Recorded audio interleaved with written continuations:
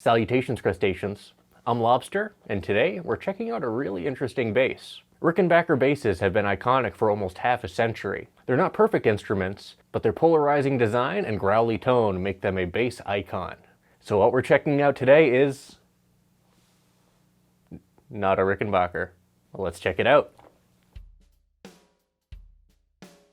This is the Harley Benton RB-414. Now the RB clearly stands for either a Rickenbacker or a Rickenbacker bass, because this thing is a very clear imitation of a Rickenbacker, while making a few stylistic changes to make this thing not an exact clone. Construction-wise, this thing has more in common with a Gibson or Epiphone than it does a Rickenbacker. Featuring an all-mahogany construction, this is a mahogany body, mahogany set neck, just like a Gibson, and an amaranth fretboard. This is also a 34-inch scale neck and has 22 frets, as opposed to the slightly shorter scale Rickenbacker necks that have only 20 frets. Electronics-wise, this bass also has a lot more with Gibson as well, featuring a humbucker at the neck position as opposed to a single coil for a regular Rickenbacker, and a single coil at the bridge position. The control setup is a volume, tone config. It also features a 3-way switch for pickup selection. So I bet you're wondering, how does this thing sound? You guys know what you need to do. Go ahead and pinch that like button so my hand will turn back to normal. Thanks.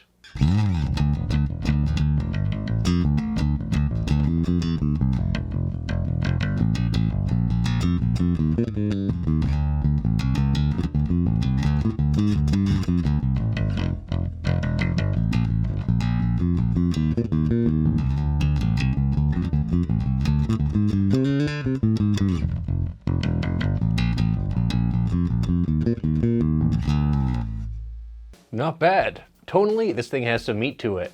However, there is some electronics hum. Now let's talk about price first and foremost. This thing I believe is around €200 on Thomann. After shipping, I believe you can get this for under $300 US. Now compare that with a US made Rickenbacker, which is usually around $1,500 to $2,500 depending on the model and finish. I remember in high school, I used to lust for a Rickenbacker 4003, and I saved up all my money for one. It wasn't really the bass for me, but I honestly wish that design was more accessible back then. This thing makes it happen. Oh, are you noticing what happened at the headstock? I don't know how that happened. That thing just got stuck in there. I take no responsibility for that. I blame one of the cats.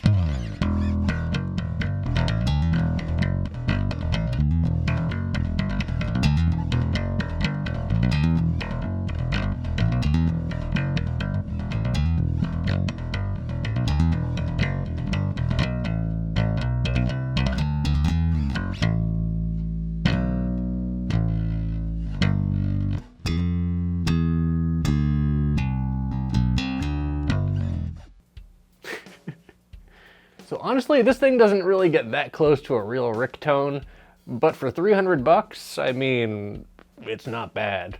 It definitely gives you that vibe without actually having to drop that much money.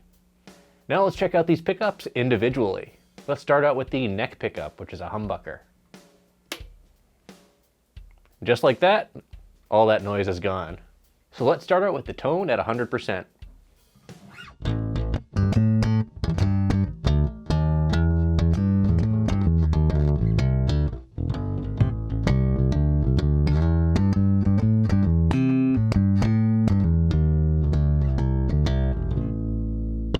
That actually sounds really good. It's not too muddy and it has some nice growl to it. Now let's turn down the tone to 50%.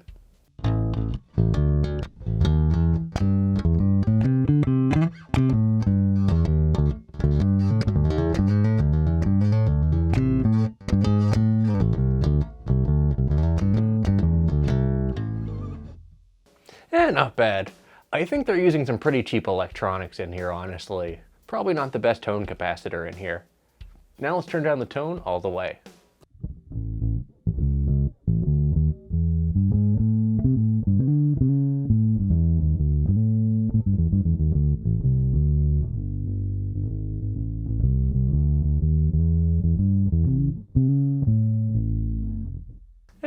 I feel like that tone knob really sucks the life out of this pickup, and I'd probably leave that untouched. Now let's check out the bridge pickup.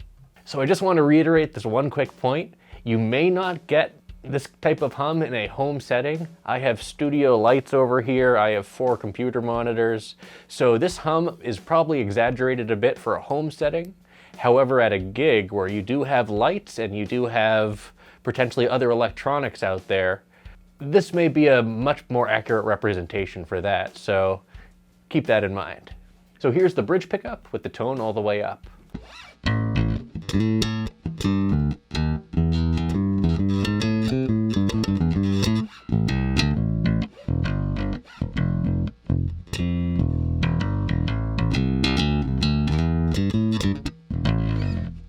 Yeah, not bad.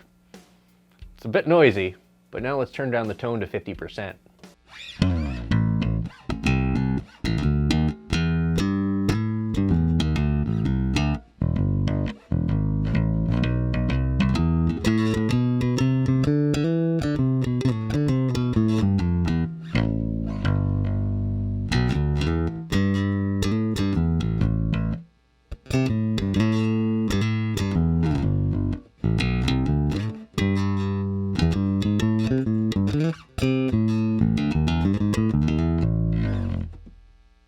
Yeah, that actually sounds pretty good. Now let's turn down the tone all the way.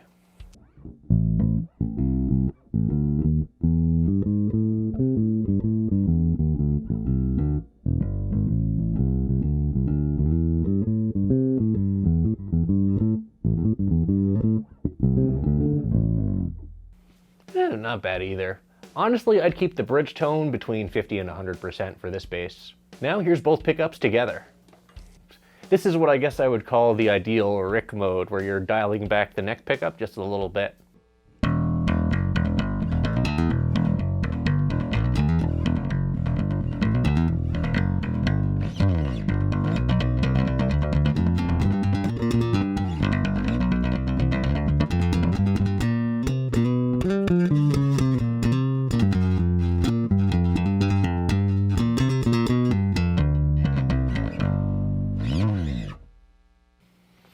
Not bad.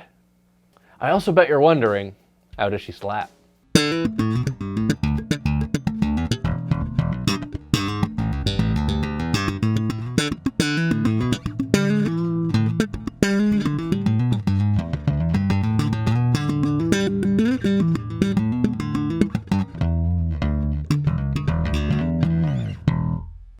I'd say she slaps pretty good. Honestly, this is much more of a slapper than my real Rickenbacker 4003.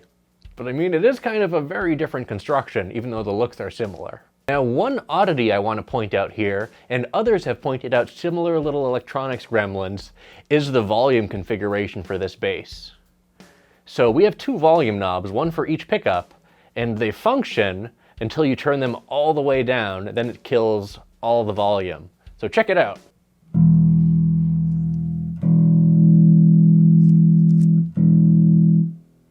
And gone. That was the neck pickup volume. So it's working.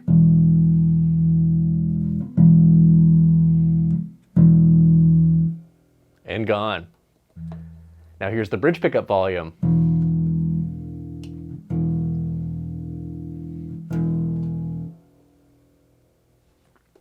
This is a cheap bass, and you're going to have some cheap bass issues. So keep that in mind. This thing is as close as you can get to a Rickenbacker copy without breaking the law. And tonally, it's somewhere in the neighborhood, though it's not a real Rick, so you're not going to get that real Rick tone. This is an all mahogany construction. It has a 34-inch scale. It's a lot different than a typical Rick. However, I'm curious as to what this would sound like with Rick electronics. Well, stay tuned, because I have a Rickenbacker wiring harness coming in, and I have some spare Rickenbacker 4003 pickups from this guy. So what am I going to rate the Harley Benton RB-414? I'm going to go ahead and rate this bass 3 claws out of 5. It's a great looking, very well playing, and decent sounding Rickenbacker copy, and it's really, really cheap.